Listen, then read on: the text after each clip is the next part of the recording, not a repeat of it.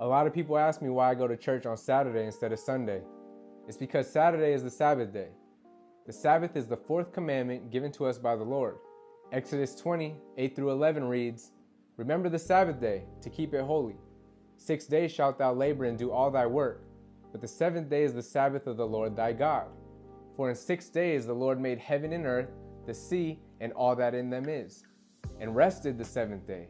Wherefore the Lord blessed the Sabbath day and hallowed it." The Sabbath isn't a 1 or 2 hour event. It's the day of rest, a 24-hour period from Friday sundown through Saturday sundown. We're commanded to have a holy convocation, which is a holy gathering, where we study our Bibles and submerge ourselves in God's presence.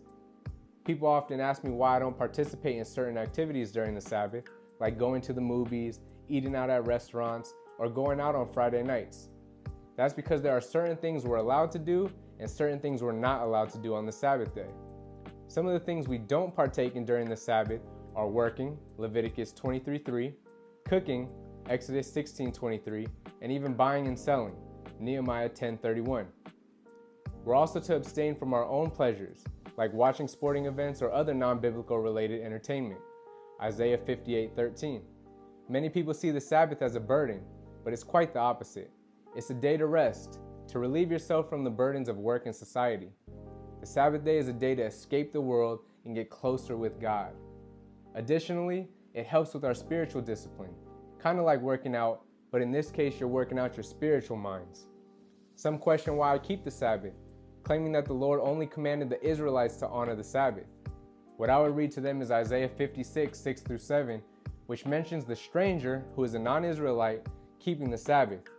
It reads, "Also the sons of the stranger, that join themselves to the Lord, to serve him, and to love the name of the Lord, to be his servant.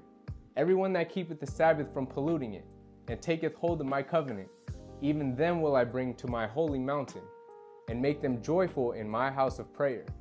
Their burnt offerings and their sacrifices shall be accepted upon mine altar, for mine house shall be called an house of prayer for all people." From this passage, we can see that everyone that joins themselves to the Lord and keeps from polluting his Sabbaths, including the Gentiles, shall be joyful in his house of prayer.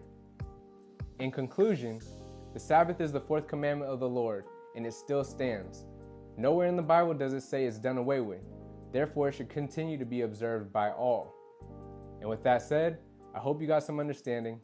Follow for more Bible truths. Read your Bibles, and I'll see you in the next one. Peace.